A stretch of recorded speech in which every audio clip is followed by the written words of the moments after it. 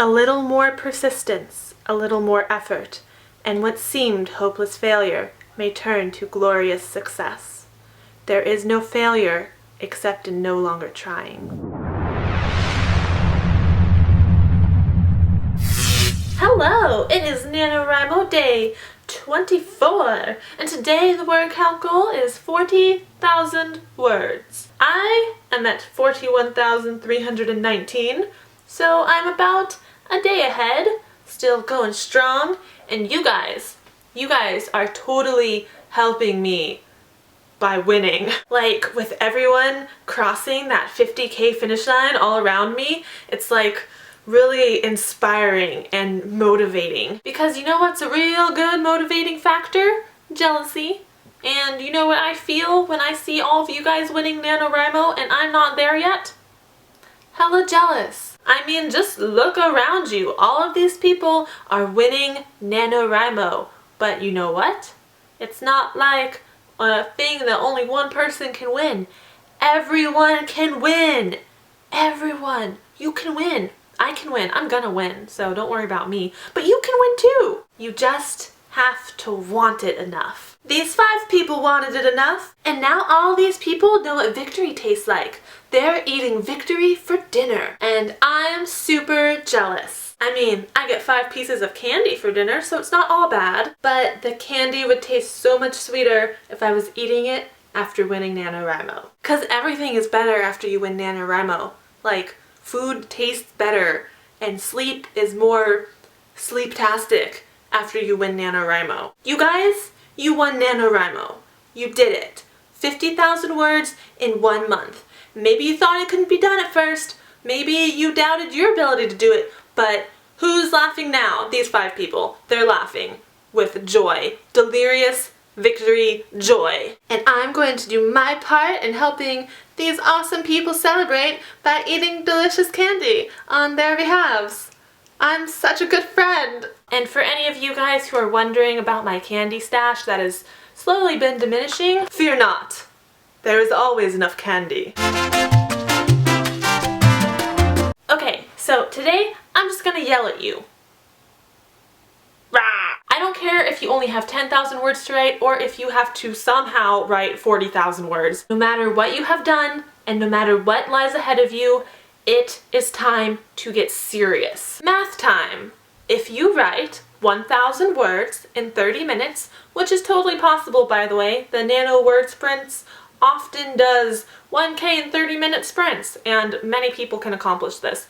You just have to like not think so much about the words and just type as fast as you can for 30 minutes and you can write 1,000 words in 30 minutes. So that's established. That is a possible thing. At that rate, it would take you 25 hours to complete NaNoWriMo total. 25 total hours to complete NaNoWriMo. That is 1 week at a part-time job. There's only one thing that matters right now, and that is this question. How badly do you want this? How badly do you want to win NaNoWriMo?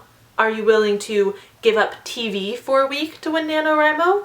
Are you willing to give up Twitter and Facebook and YouTube for 1 week if it means you can put the hours toward writing your novel? Do you want to win bad enough to do that? Do you? Then do it! How badly do you want to win NaNoWriMo, and what are you willing to give up in order to do so? Think about that. You need to get like crazy about winning. You need to want it so much. You have to want it more than watching TV or checking the internet or going to hang out with your friends. You have to crave it like a vampire craves blood. That bloodlust, imagine it. You're a novelist. You can imagine it. You have to have word lust. You have to want those words like they are your life force. Build this next week around when you can write. 10 minutes here, 20 minutes here, 5 minutes here. It will add up. For just 1 week, you have to put writing above everything else, even like remotely extracurricular. Writing has to come first. It has to be absolutely your priority. I mean, you know, sleep and eat and go to work or school or those other necessary things that are like required, but writing. I want you to like live and breathe writing. Every time you are away from the computer, be thinking about the next time you can sit down and write. Because you want this. You want this so bad. And you have to make a couple little sacrifices to get it, but it is so worth it. I'm telling you. You want it, it's worth it, and you can do it. And if you're not sure if you want it enough to make these sacrifices, do this. YouTube. Go to YouTube. Go up to that search bar right there and type something along the lines of, I won NaNoWriMo. A bunch of vlogs will show up. I've seen many of them, some from last year, some from this year. Your task is to watch some of these. Look how happy and amazed and joyous and just like completely blown away by their own accomplishments these people are in these videos. Like, you can see it, you can feel their emotions of how happy they are and how accomplished they are and just how satisfied they are that they kept with it and they won NaNoWriMo. You can join the NaNoWriMo victors. You just have to want it enough. So that is my motivational throwdown for you today.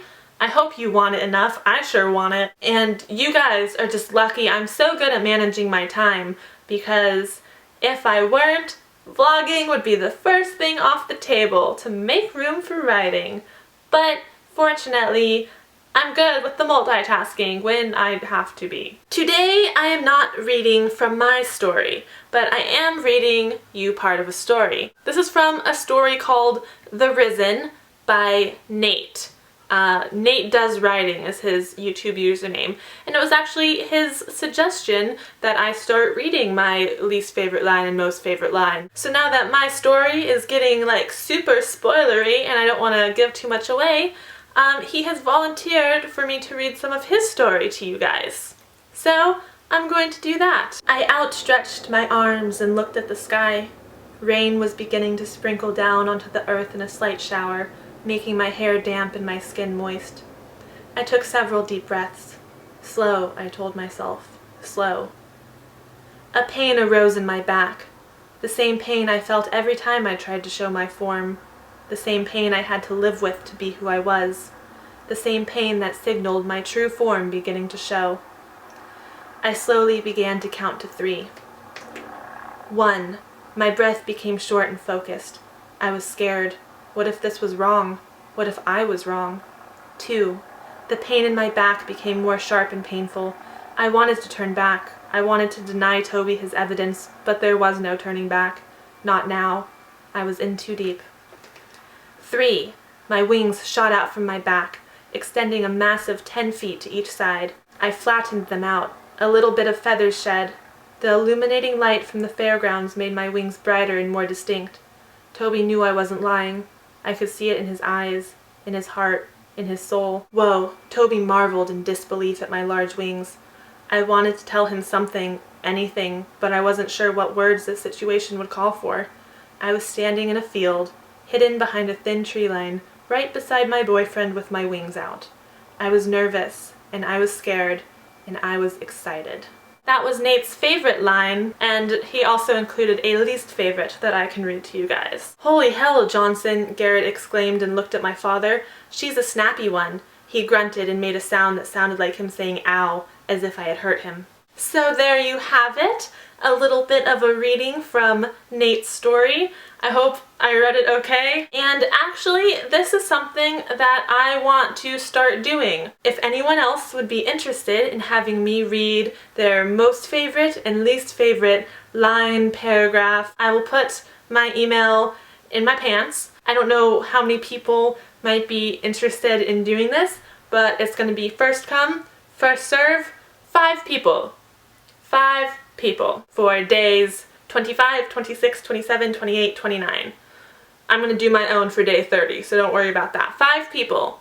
If you are interested in having me read a snippet of your story, then send it my way. Send me any necessary background information to like really make sense, but just keep it short and sweet. Anyways, I hope you guys have a great night. I'll have a new vlog up tomorrow. Bye!